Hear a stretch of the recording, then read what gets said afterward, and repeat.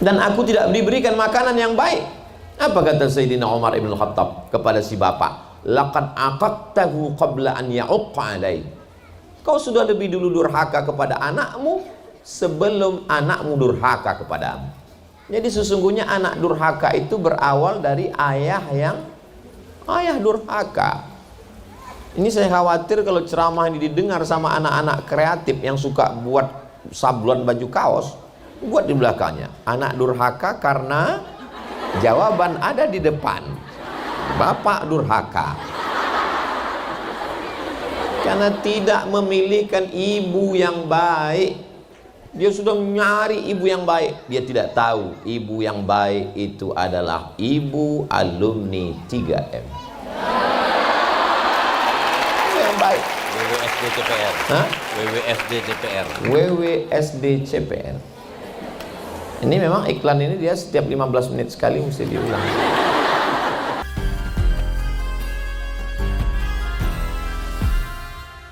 Alhamdulillah wassalatu wassalamu ala rasulillah sayyidina wa maulana wa syafi'ina wa zuhrina wa qurrati a'yunina Muhammad wa ala alihi wa sahbihi wa man da'a bi da'watihi wa istanna bi sunnatihi ila yaumi liqa'i rabbih wa ba'du.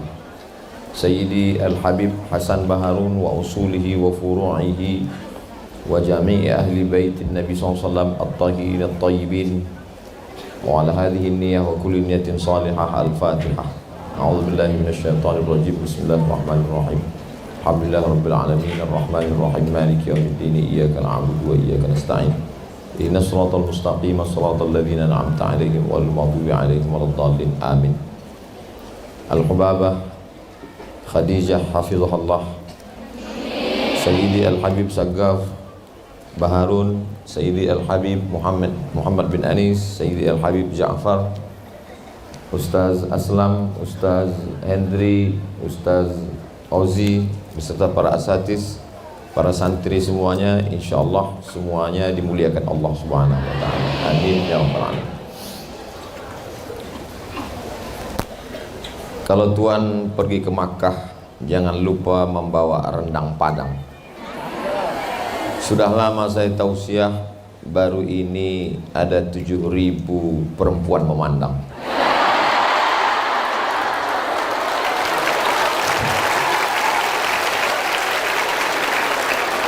Ini bukan basa-basi, mohon maaf Habib Samih, ini bukan basa-basi, memang 7.000 orang kali 2 berarti 14 bola mata.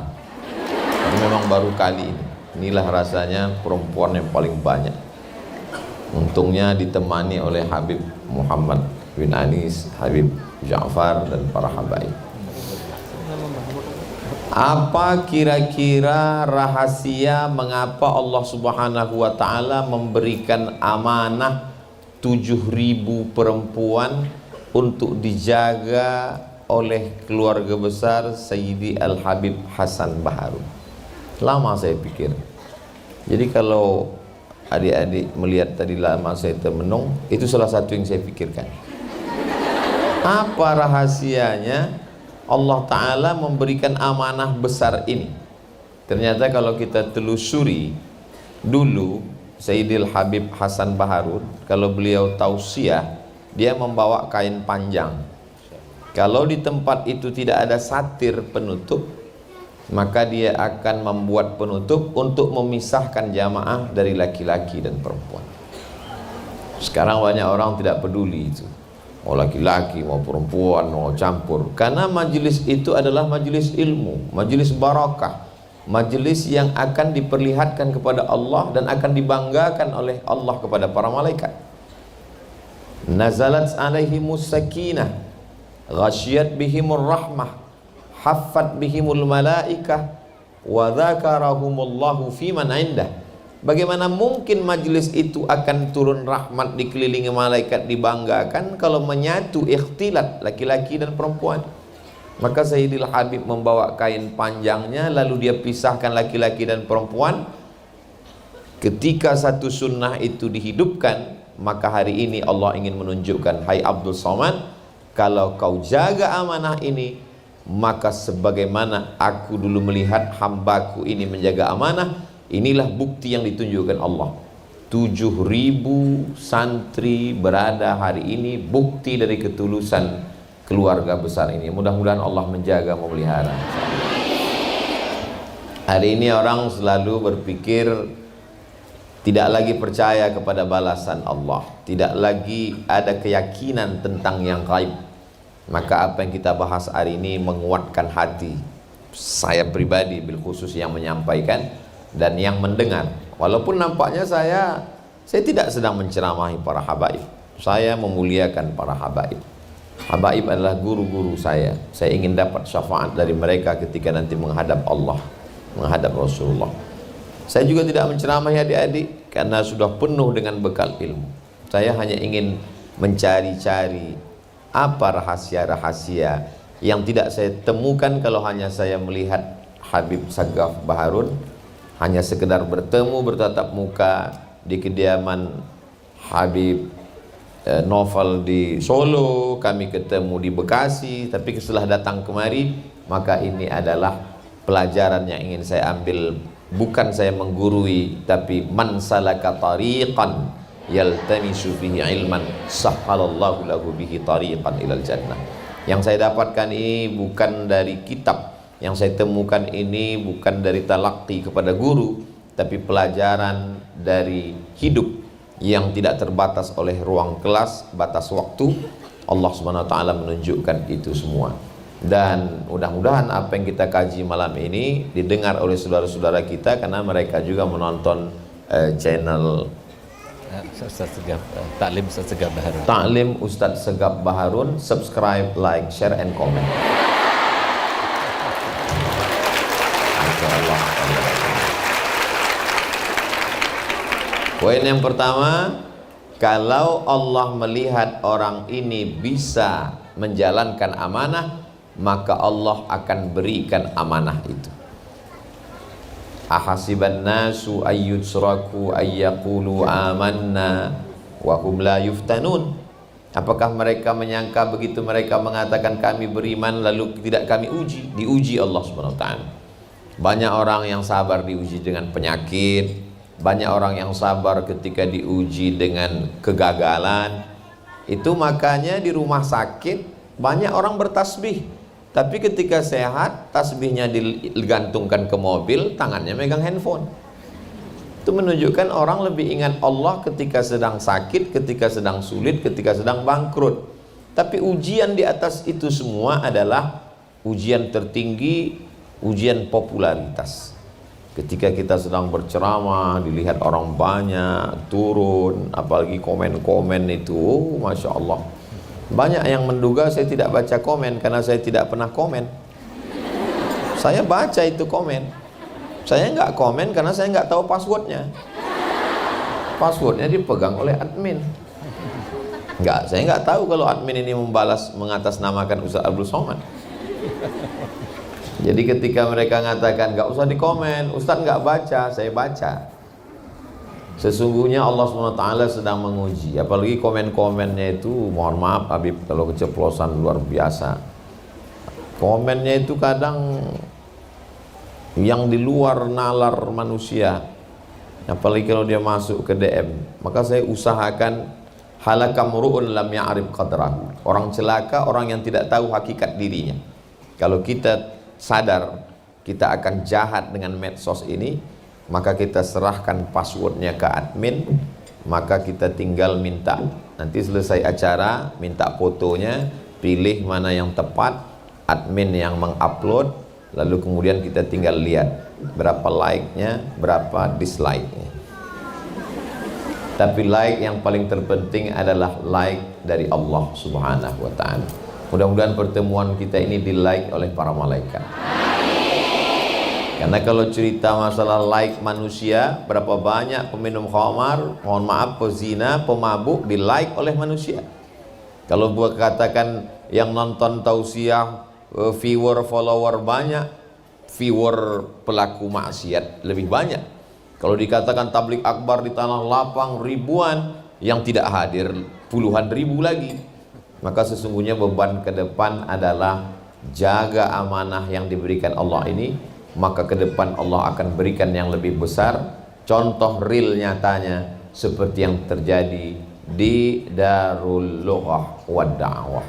Mudah-mudahan semua yang menyaksikan mengambil pelajaran, insyaallah. Ini poin yang pertama. Poin yang kedua, sejak pertemuan kami di awal, belum pernah Habib Sagaf ini mau tangannya dicium.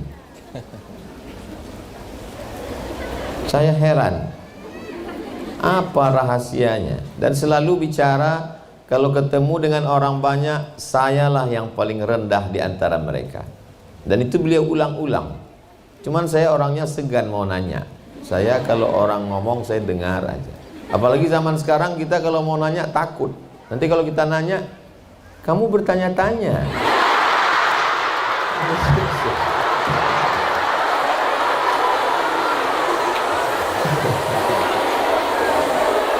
Jadi saya nggak nanya, saya diam. Saya menunggu Allah bukakan. Ini sampai masanya nanti pasti Allah kasih tahu. Ini rahasia Habib Sagaf ini di mana? Tanpa saya minta, Habib Sagaf menunjukkan. Saya dibawa ke istana yang sangat megah. Saya dibawa masuk ke kamar. Saya dipertemukan dengan Syarifah Hubabah Khadijah. Ternyata inilah orang yang mendidik beliau. Dari mulai sholatnya sampai hari ini, sejak kecil, sejak masa awal akil balik, khatam Qur'annya, pendidikannya, doa-doanya, munajatnya. Oh, rahasianya di sini. Ternyata di balik pondok yang begini besar, di balik sosok seorang Habib, di balik karisma masyhurnya, di balik tawaduknya, ada seorang perempuan yang luar biasa mendoakan. Itulah mengapa adik-adik sekalian, kalau satu orang saja bisa menghadirkan begini, bayangkan kalau 7.000 ini seperti Syarifah Hubabah. Syarifah Hubabah Khadijah, saya yakin dan percaya kalau 7.000 ini punya anak 7, bayangkan 20 tahun akan datang berapa orang seperti Habib Sagaf Baharun yang akan lahir mencerahkan umat ini, insya Allah. Suara politik umat Islam hanya 30% survei. Lebih daripada itu kita tidak tahu kemana pergi suara itu. Ekonomi Islam sekarang hanya 7%. Jangan bangga dengan sensus mengatakan umat Islam 88-90%. Ekonominya hanya 7%. Yang lain kemana? Konvensional. Politiknya hanya 30%. Diperebutkan oleh banyak partai-partai. Yang ngaji di antara umat Islam ini, yang kenal dengan Habib, yang kenal dengan ulama, hanya 15%. Ustadz dapat data itu dari mana? Tadi ngobrol sama Habib. Jadi kalau mau memperbanyak angka ini ke depan, maka perbanyaklah ulama. Tapi ulama itu keluar dari mana? Sampai hari ini belum ada mesin yang mencetak ulama. Belum ada pabriknya ulama ini. Pabrik mobil ada, tapi pabrik yang mengeluarkan ulama belum ada. Pabrik ulama itu, maka datangi ulama itu, lihat rumahnya, cari rahasianya. Dan saya sudah menemukannya.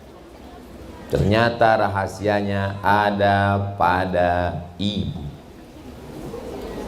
Walaupun ayahnya seorang nabi, tapi kalau ibu kurang baik, apa yang terjadi? Ya bunayyarkam ma'ana, wahai anakku, mari naik ke atas perahu ayah. Apa kata dia? Sa'awi ila jabalin ya'simuni minal ma'. Aku akan naik ke atas bukit yang bisa menyelamatkan aku dari banjir ini. Dia sangka hujan itu sehari 2 hari, dia tidak tahu 40 hari 40 malam. Sampai BMKG pun tidak bisa menangkap berita itu. Tenggelam semua puncak bukit, sampai akhirnya anak itu tenggelam. Yang bangkit bukan jiwa kenabiannya, tapi jiwa kebapakannya, seorang ayah. Apa kata dia? Ya Rabbi inna bani min ahli. Itu anakku ya Allah. Malu dia untuk mengatakan tolong dia ya Allah, enggak. Dia hanya berkata, inna ibni min ahli, itu anakku ya Allah. Apa kata Allah? Innahu laisa min ahlik, innahu amalun ghairu salih. Padahal ayahnya Nabi Lut, ternyata anak itu Kan'an. Setelah cerita tentang Nabi Nuh alaihi salam, ketika Nabi Nuh punya anak Kan'an, mohon maaf grogi karena dipandang 7.000 tadi, file Nuh masuk ke Lut jadinya.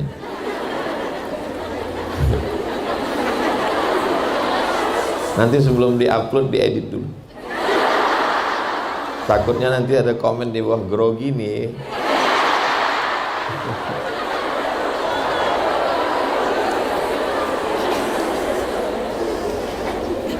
Setelah bercerita tentang Nabi Nuh, apa kata Allah ayat setelah itu? Wal baladut thayyibu yakhruju nabatuhu bi'izni rabbih walladzi khabutha la yakhruju illa nakida. Tanah yang bagus akan mengeluarkan tanaman yang indah. Tidak ada tanah yang lebih subur daripada tanah Indonesia. Gemah ripah, loh jenawi, tongkat dan batu jadi tanaman, untayan zamrud, katulistiwa. Indah. Tapi ketika kita pergi ke Maroko, dari perjalanan ibu kota Maroko, bahasa Arabnya ad-darul bayda, dar rumah, bayda putih. Tulis Latinnya Casablanca, tulisan Latinnya Casablanca. Casa artinya putih, Casa artinya rumah, Blanca blank, kosong, putih, tak ada warna. Casablanca, rumah putih. Dari Casablanca ke Rabat naik kereta api 2 jam, kanan kiri hanya tanah tandus yang mengeluarkan pohon kaktus. Tanah yang subur akan mengeluarkan bunga mawar yang indah dipandang cantik, harum semerbak luar biasa. Pohon kaktus buahnya anyep, bunganya tidak menarik, mau dicium hati-hati hidung kita bisa bengkak. Walaupun benihnya bagus, tapi kalau ditanam di tanah yang tandus hanya akan mengeluarkan tanaman-tanaman yang rusak. Tapi kalau tanahnya baik, ciri tanah yang baik 3M.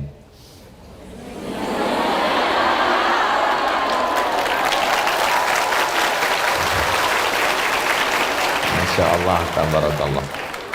Begitulah Allah subhanahu wa ta'ala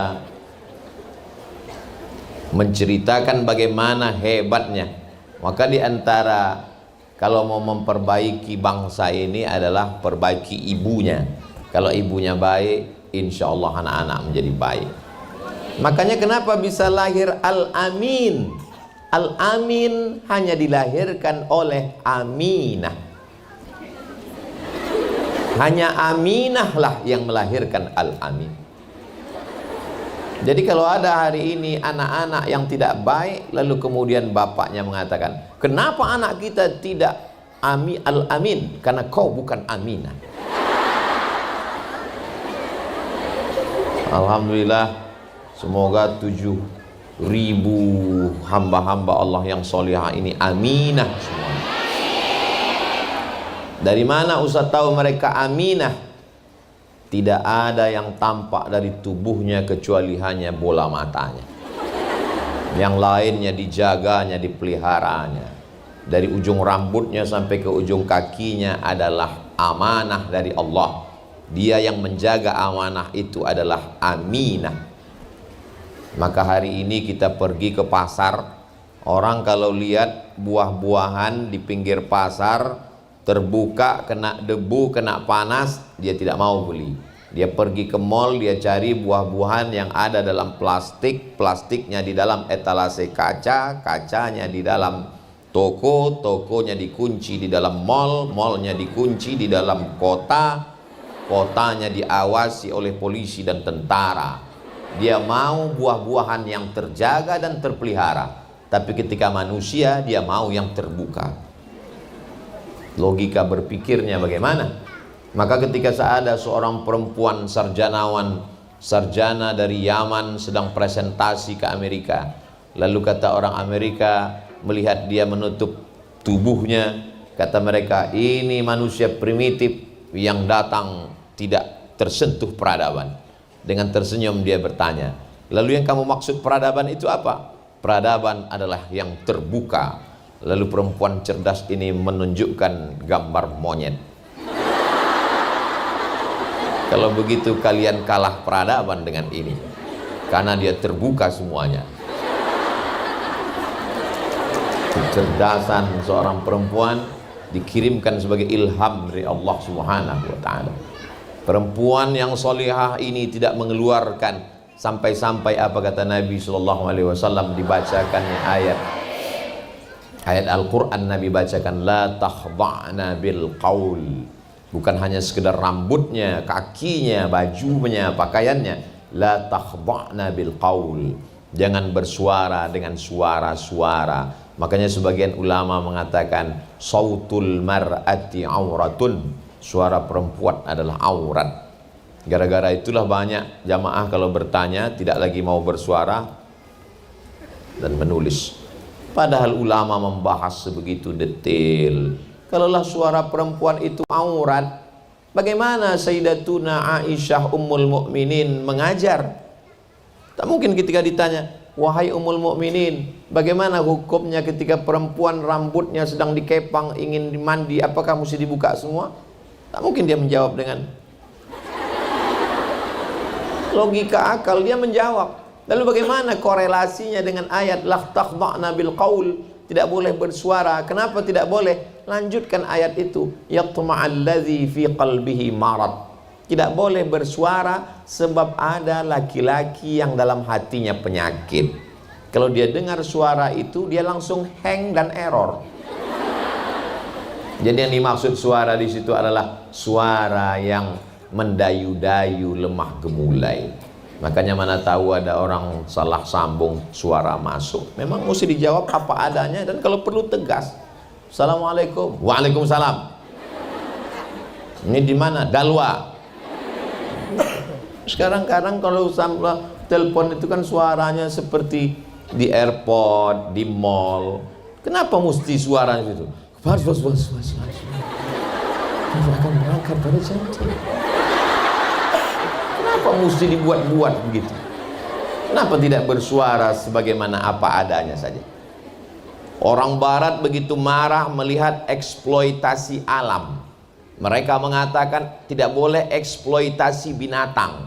Bahkan ada khusus yang membela hewan-hewan, membela tanam-tanaman. Namanya green peace, green hijau, peace damai, hijau yang penuh dengan kedamaian. Tidak boleh membunuh binatang, tidak boleh memotong pohon kayu. Tapi mereka mengeksploitasi perempuan. Kalau ada iklan kulkas, ada perempuannya, masih logis, karena perempuan dengan kulkas tidak begitu jauh.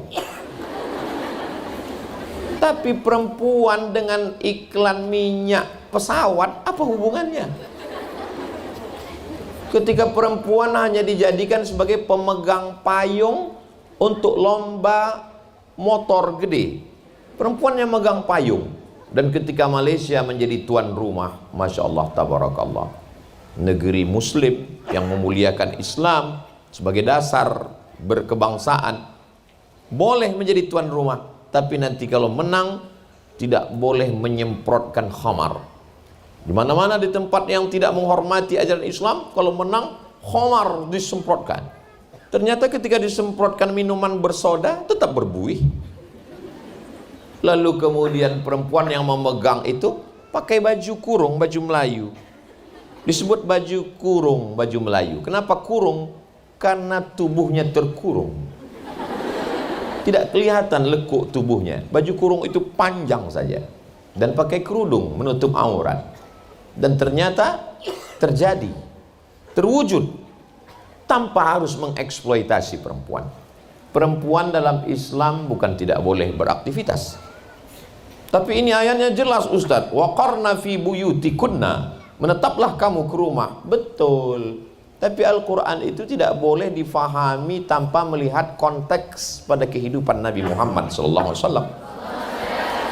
Suatu ketika Nabi melihat Asma binti Abi Bakar membawa makanan onta di atas kepalanya.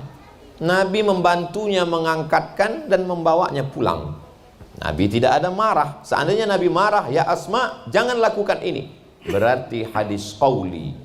Tapi Nabi membawa pulang menunjukkan hadis takriri. Kita tahu ada hadis fi'li, ada hadis qauli, ada hadis takriri. Persetujuan Nabi terhadap perbuatan Asma menunjukkan perempuan boleh beraktivitas. Itu dasar pengambilannya, kata Syekh Atiyah Saqar dalam kitab Fatawa Al-Azhar, kumpulan fatwa-fatwa Al-Azhar. Pada masa pemerintahan Sayyidina Umar ibn al-Khattab Amirul Mukminin, maka perempuan ada namanya polisi disebut wilayah hisbah, yang sekarang mungkin kita mengenalnya istilah Satpol PP, untuk menjaga pasar kota Madinah. Dan yang menjadi ketua wilayah hisbah saat itu adalah Ummu Syifa. Ummu Syifa adalah perempuan. Belum ada sampai hari ini dalam sejarah Ummu Syifa laki-laki. Menunjukkan bahwa perempuan boleh beraktivitas, tentu saja dengan syarat dan ketentuan berlaku. Paling tidak ada 5 syarat. Yang pertama, ada izin dari suaminya. Saya yakin dan percaya adik-adik nanti akan menjadi anggota DPR RI, akan menjadi polisi, akan menjadi tentara, akan menjadi rektor, akan menjadi dokter spesialis, akan menjadi mujahidah fisabilillah. Tapi dia pasti akan izin suaminya, dan dia tidak akan marah, tidak memaksa, dan tidak menuntut, karena dia adalah alumni M3 3M. Lalu kemudian dia tidak berdua-duaan dengan laki-laki yang tidak mahram. La yakhluwanna rajulun ma'amra'atin illa ma'azi mahramin. Tak boleh berdua-duaan dengan laki-laki yang tidak mahram. Alhamdulillah, untuk masuk kemari mesti ada fit and proper test. Banyak tamu di luar tapi tidak dibenarkan masuk. Saya pun sudah lama saya kenal dengan Habib Segaf, tapi baru kali ini saya dibenarkan Allah Ta'ala untuk masuk. Dulu waktu saya belum menikah nggak ada izin untuk masuk kemari. Setelah mata saya pandangan tunduk baru diizinkan masuk kemari. Tadbirullah, pengaturan dari Allah Subhanahu wa Ta'ala. Lalu kemudian la tusafiranna mar'atun illa ma'azi mahramin. Tak boleh dia musafir, samfar perjalanan tanpa ada mahramnya. Lalu kemudian la tabarrajna tabarrujal jahiliyatil ula. Dia tidak bersolek-solek jahiliyah. Sekarang Masya Allah, tabarakallah, na'udzubillah, perempuan bersolek bukan untuk suaminya tapi untuk suami orang. Kalau untuk suaminya dia seperti mak lampir, tapi kalau dia mau keluar rumah, sulit untuk diungkapkan kata-kata. Bedaknya 2 inci. Maka banyak terjadi wajah putih, tangan hitam. Nauzubillah. Apa yang dilakukan ini hanya supaya dikagumi orang. Akhirnya terjadilah apa yang dilaknat oleh Rasulullah SAW. Diriwayatkan dari Sayyidina Abdullah bin Mas'ud radhiyallahu anhu, la'anallahu al-washimat wal mutashimat wal mutanammisat. Washimat, perempuan tukang buat tato. Wal mutashimat, minta buatkan tato. Wal mutanammisat, mencabut. Ini alis atau bulu mata? Alis, mencabut alis, mencukur alis. Sekarang macam-macam. Dulu saya taunya sulam pakaian, sekarang sulam alis. Bahkan saya pun dicurigai orang, itu Ustadz tebal pakai sulam ya katanya. Wal mutafallijat, mengotak-atik gigi yang sudah bagus ciptaan Allah, diotak-atik. Dulu kita tahu kawat jemuran, sekarang kawat gigi. Dikasih warna-warni, hari Selasa ungu, hari Rabu pink, hari Kamis coklat. Apa ini yang terjadi sebenarnya? Kuku yang sudah bagus-bagus dirubah warnanya. Saya ketika masih mengajar di kampus Sayyidi El Habib, saya termasuk orang yang tidak hanya mengajar mata kuliah tapi memperhatikan semua akhlak pakaian. Ini gimana kalian pakai kutek? Ini nggak masuk air wudhu ini. Kutek ini kan plastik di atas kuku. Ustadz, ini bukan kutek. Apa itu? Ini black henna. Oh, saya tidak mengikuti perkembangan. Black hennanya tak masalah, tapi kukunya panjang. Di atas black henna, di bawah black daki. Bisa begini. Kita di pondok diajarkan hari Jumat potong kuku, kalau panjang air wudhu bisa tidak masuk ke kulit, bahwa di balik kuku itu ada najis kotoran. Bertamu kita ke rumah orang, giliran makan, masya Allah tabarakallah, bakwan enak sekali. Ketika ditanya apa resepnya, ini. Nauzubillah. Di pondok pesantren terjaga semuanya, dari mulai kukunya, rambutnya, giginya. Laula an asyqa ala ummati, kalau tidak memberatkan bagi umatku, la amartuhum bis-siwak, aku perintahkan mereka bersiwak inda kulli shalah. Subuh bersiwak, zuhur bersiwak, asar bersiwak, maghrib bersiwak, isya bersiwak, tahajud bersiwak. Dan giginya hanya dilihat oleh mahramnya. Sekarang semuanya ditunjukkan kepada orang lain, hanya sekedar untuk dipuji, dikagumi. Wal mutafallijat wal mughayyirat lil husni, merubah ciptaan Allah hanya untuk lil husni. Dan ada sesuatu, kalau sudah sekali orang merubah ciptaan Allah pada tubuhnya, dia akan terus menerus, karena perbuatan setan. Wala udillannahum, aku sesatkan mereka. Wala umanniyannahum, aku buat mereka berhalusinasi. Kau yang paling cantik, kau yang paling hebat, kau yang paling nyentrik, kau yang paling. Akhirnya wajah itu isinya kresek semua. Operasi plastik, hidung plastik, dagu plastik, pipi plastik, bulu mata pun plastik, lentik bukan main, plastik. Ada orang bakar sampah, turun plastik semua. Ustaz Somad, ini ada namanya terapi lintah. Apa ini terapi lintah? Karena kalau kulit ini dibelah, disobek, nanti cacat Ustaz. Kenapa kulitnya mesti disobek? Karena bernanah. Kenapa bernanah? Karena dimasukkan silikon. Silikon tidak bisa diterima oleh kulit, akhirnya darah membusuk menjadi nanah. Kalau dibelah kulitnya rusak. Jadi cara nyedot nanah ini bisa keluar pakai jarum nggak bisa. Jadi bagaimana? Ditempelkanlah lintah. Adik-adik tahu lintah? Lintah, bukan yang naik ke darat. Kalau itu namanya lintah darat. Lintah ini ditempelkan ke hidung untuk menyedot nanah yang berubah sudah dari darah. Digantungkanlah 4-5 ekor lintah di hidung ini. Biasanya lintah kalau diletakkan, kalau ada orang yang darahnya kurang mengalir atau ada kudisnya karena banyak bakteri, ditempelkan lintah supaya disedotnya darah kotor itu. Lintah itu biasanya kalau sudah melekat, dia nggak akan copot. Tapi lintah yang ditempelkan ke hidung yang habis operasi plastik itu, baru nempel sebentar jatuh. Terjatuh. Kalau bisa lah lintah itu diwawancarai, kata dia, aku nggak mau nih di sini. Bayangkan itu, bernanah semuanya. Bisa ditulis di www.google.com, kegagalan oplas. Artis-artis yang gagal oplas, operasi plastik. Kau cantik bukan karena plastikmu, kau cantik bukan karena kresekmu, kau cantik karena bekas tahajud, karena air wudhu. Tapi jangan terlalu pede, mana tahu nanti adik-adik lagi ngumpul sama teman-teman semua, ada yang nanya pas reuni akbar sudah 10 tahun berlalu tamat dari Darul Lughah wa Da'wah, loh kamu gak tua-tua ya? Ini bekas wudhu. Jadi kau sangka kami ini tayamum semua? Itulah Allah Subhanahu wa ta'ala kalau memberikan.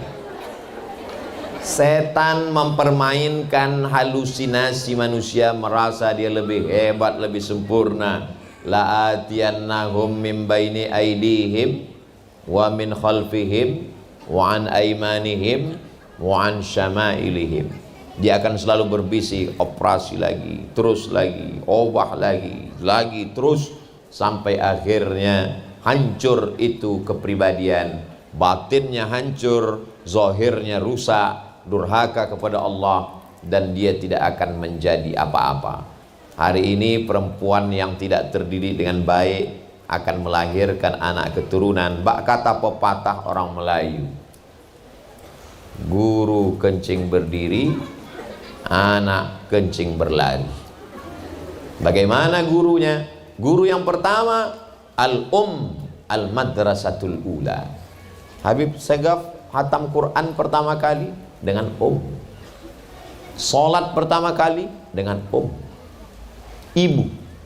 Makanya kalau kita tanya orang-orang sukses dalam amal ibadah, itu peran ibu luar biasa. Datanglah seorang anak, dibawa oleh bapaknya. Bapaknya minta anak ini dihukum. Ya Amiral Mu'minin Umar ibn al-Khattab, tolong hukum anak saya karena dia anak durhaka. Umar bin Khattab dengan penuh kebijaksanaannya bertanya, hai anak, ada yang mau disampaikan? Anak ini bertanya, kami sebagai anak ini punya hak tidak, Amirul Mukminin? Kata Umar, ya, kamu sebagai anak ada hak. Apa hak kami sebagai anak? Kata Umar bin Khattab, hak kamu 3. Yang pertama, kamu punya hak untuk punya ibu yang baik. Yang kedua, punya hak untuk nama yang baik. Yang ketiga, punya hak untuk makan yang baik. Kata si anak ini, aku tidak dapat 3-tiganya. Ibuku bukan perempuan yang baik, dan namaku tidak baik. Anak itu dikasih nama Kumbang. Kumbang yang masuk merusak pohon kayu, suaranya. Dan aku tidak diberikan makanan yang baik. Apa kata Sayyidina Umar ibn Khattab kepada si bapak? Laqad aqadtahu qabla an ya'uqqa alai. Kau sudah lebih dulu durhaka kepada anakmu sebelum anakmu durhaka kepadamu. Jadi sesungguhnya anak durhaka itu berawal dari ayah durhaka. Ini saya khawatir kalau ceramah ini didengar sama anak-anak kreatif yang suka buat sablon baju kaos, buat di belakangnya anak durhaka karena jawaban ada di depan, bapak durhaka karena tidak memilihkan ibu yang baik. Dia sudah mencari ibu yang baik, dia tidak tahu ibu yang baik itu adalah ibu alumni 3M yang baik. WWSD CPR. Hah? WWSD CPR. WWSD CPR. Ini memang iklan ini dia setiap 15 menit sekali mesti diulang.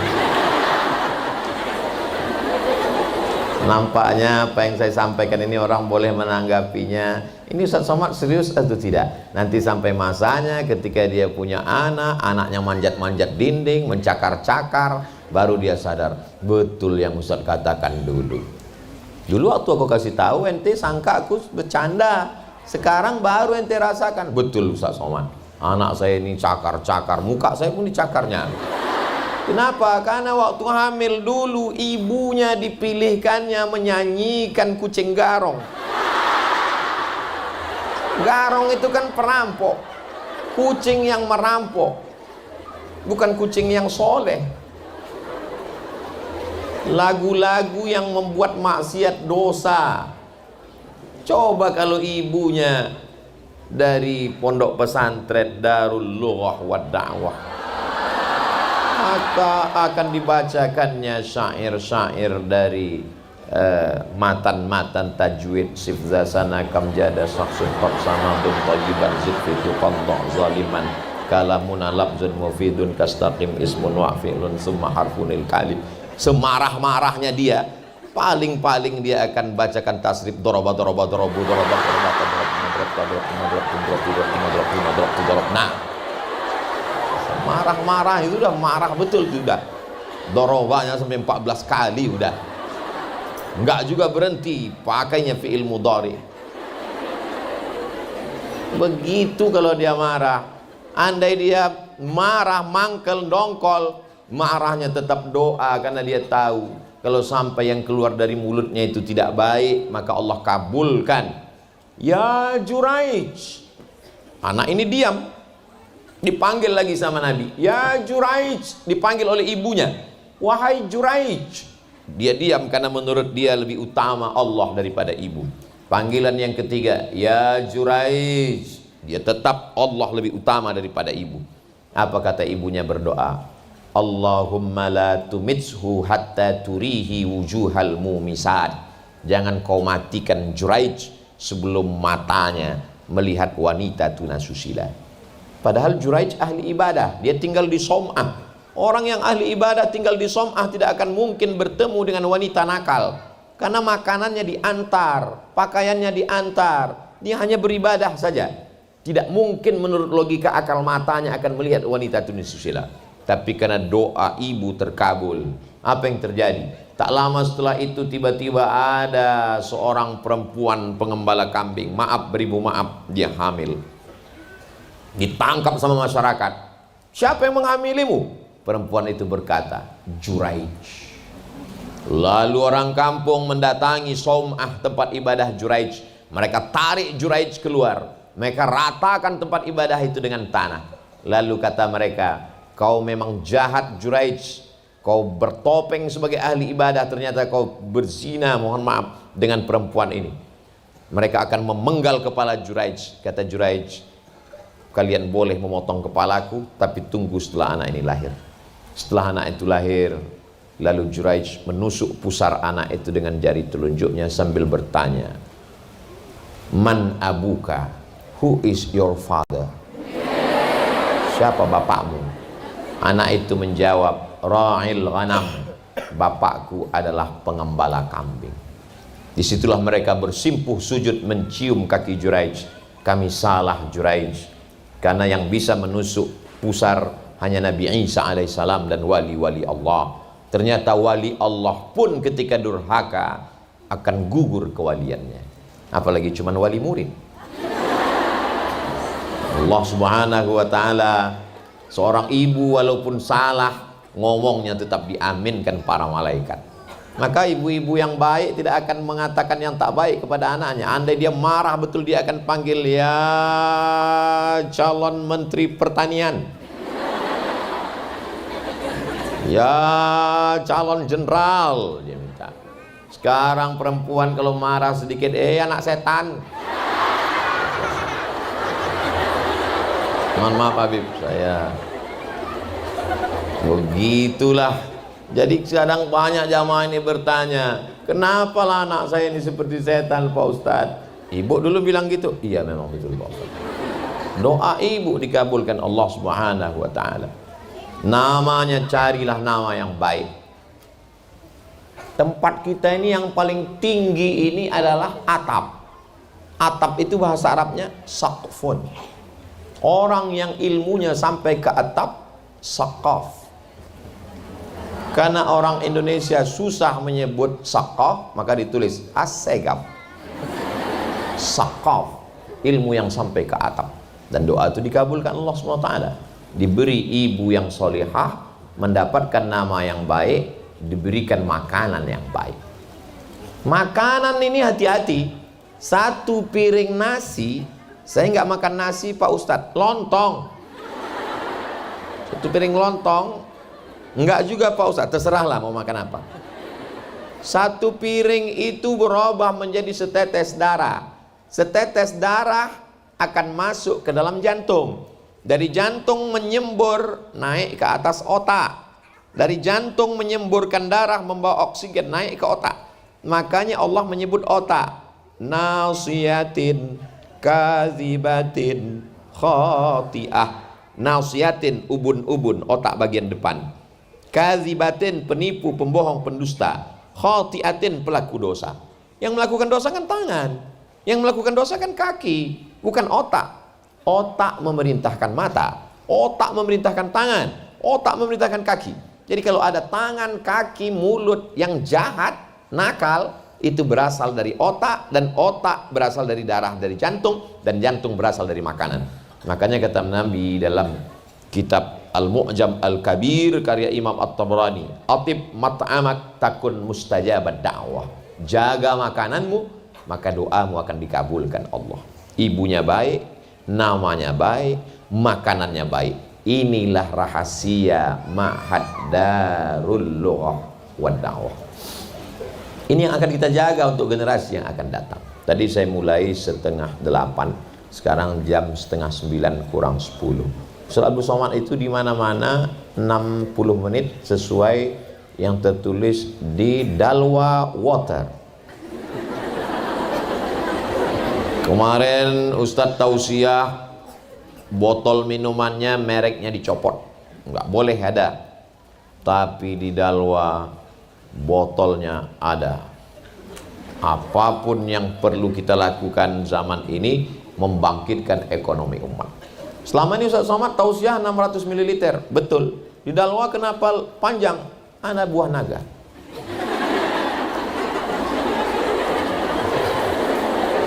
Saya hari ini tidak merasa sedang tablik akbar menggelegar. Saya hanyalah seorang Al-Fakir Abdul Somad yang sedang ngobrol, bercerita. Makanya kalau nanti ada komen atau orang cerita, Ustaz kemarin waktu di Dalwa itu kok enggak seperti biasanya ya. Yang pertama memang hari ini luar biasa, berhadapan dengan pabrik ulama masa depan. Dan memang hari ini luar biasa. Habib Sagaf, Habib Muhammad bin Anis, Habib Ja'far, 3 Habib. Jadi anak ini sekarang seperti kontes dacil, dai cilik yang sedang dinilai oleh para habaib. Doakan supaya Habib-Habib ini bermurah hati, dan yang menang akan masuk surga bersama kakek mereka Rasulullah Sallallahu Alaihi Wasallam. Kalau mereka jelas, nasabnya jelas, nasibnya jelas. Kita paling tidak, kalau nggak jelas nasib, nggak jelas nasab, paling nggak nasib kita perbaiki. Sudahlah nggak jelas nasab, nasib nggak jelas. Terus masuk surga mau bawa apa? Alhamdulillah ibu-ibunya dididik oleh para habaib, dididik Hubabah, doa beliau. Saya datang jauh-jauh dari Pekanbaru Riau ke Jakarta 1 jam 30 menit, 90 menit, 100 kurang 10 menit. Dari Jakarta udah mau turun, diumumkan kepada seluruh penumpang yang akan ke Surabaya tidak turun, naik lagi. Nunggu, naik pesawat sampai kemari. Lalu kemudian mampir ke Jombang, ke tempat ibu mertua. Lalu kemudian sampai kemari. Untuk apa? Untuk mengambil barokah. Dibacakan oleh Hubabah tadi Al-Fatihah. Kata Habib Sagaf, tolong bacakan untuk Ustaz Abdul Somad supaya dia sehat. Karena Habib Sagaf sangat khawatir dengan saya, karena dilihatnya saya nggak gemuk-gemuk. Maka dari tadi makanan itu beliau kasih. Kata beliau, Ustaz Somad ini nggak gemuk ada 2 kemungkinan. Yang pertama sangat menjaga, yang kedua sangat menderita. Apa tadi makanan dikasih, Masya Allah, ada rawon, ada gulai putih, ada nasi kuning, lalu tempat beliau dikasih lagi minum. Saya pun waktu minum itu sulit untuk diungkapkan kata-kata, karena kata begitu miskin untuk mewakili rasa. Lalu kemudian sampai kemari, Masya Allah, tabarak. Di tempat-tempat lain kadang kita tausiah pengajian makanannya banyak, cuman nggak dibuka dan nggak dipersilakan. Kita pun segan. Di tempat Habib dipersilakan, diberi. Tadi berapa kali beliau nyuruh saya minum, Ustaz minum itu minuman khas, Masya Allah. Dalam hati saya, apakah santri begini juga? Rupanya betul, kantinnya Masya Allah, tabarakallah, sehat-sehat semua. Apa kata Habib? Kita ingin menunjukkan pesantren tidak boleh dipandang sebelah mata. Pesantren bangunannya mesti bagus, makanannya mesti sehat. Ustaz Somad, tunggu dulu, jangan tepuk tangan dulu, tunggu, tahan. Keluar tadi.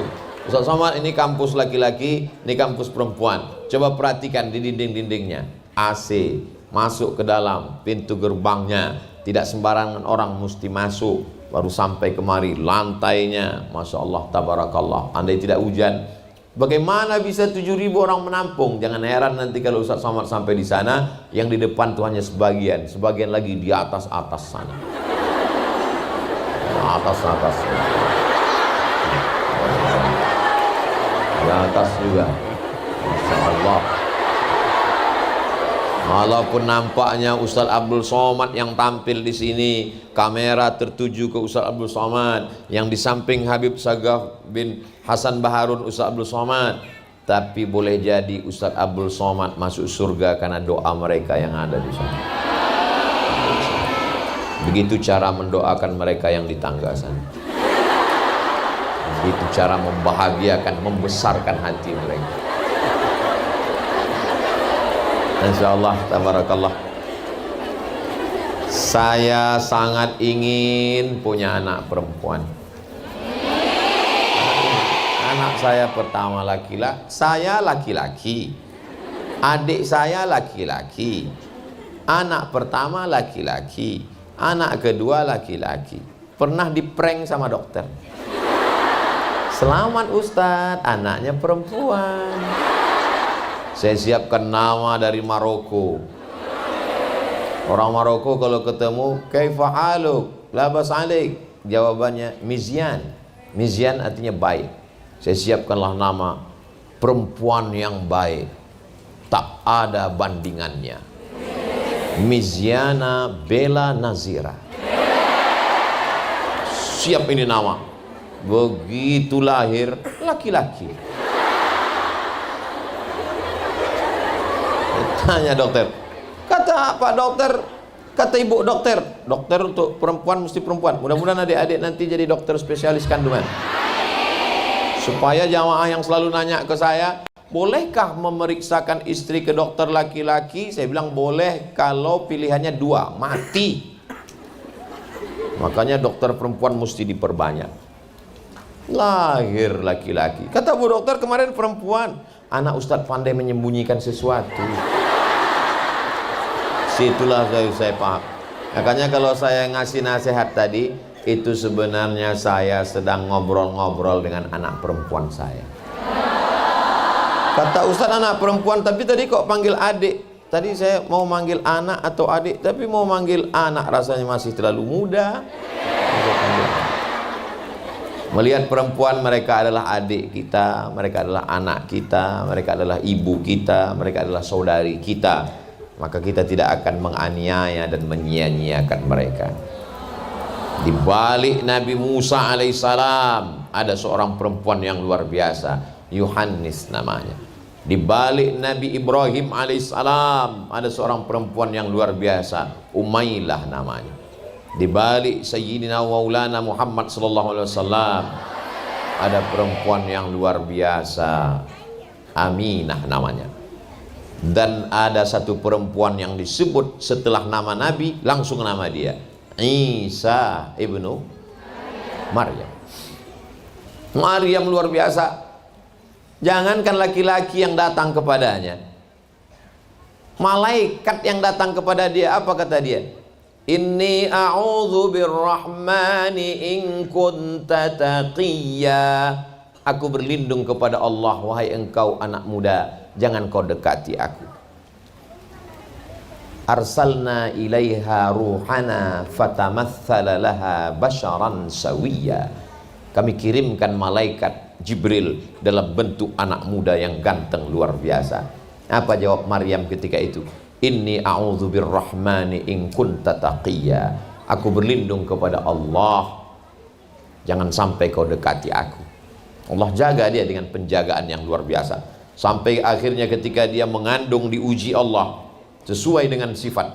Kalau sifatnya iffah, menjaga diri, diuji Allah dengan fitnah yang luar biasa. Maka dia tak tahan mendengar ucapan kata-kata yang luar biasa dari mereka di kota. Dia pun mengungsikan diri. Fa'aja'ahal makhadu, sampai akhirnya dia melahirkan anak. Lahirlah seorang anak yang luar biasa bernama Isa ibnu Maryam. Di balik nabi-nabi yang hebat, di balik wali-wali Allah, di balik para habaib yang gagah perkasa, ada perempuan-perempuan yang luar biasa. Begitu juga 20 tahun akan datang. Tahun 2032, 2042, 2052 akan lahir ulama-ulama pemimpin masa depan dari adik-adik yang luar biasa, insyaallah.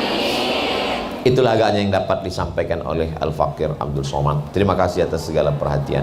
Mohon maaf segala kekhilafan dan kesilapan. Aqulu qauli hadza astaghfirullah li wa lakum. Menangkap puyuh di Bukit Selasih. Thank you dan terima kasih. Assalamualaikum warahmatullahi wabarakatuh.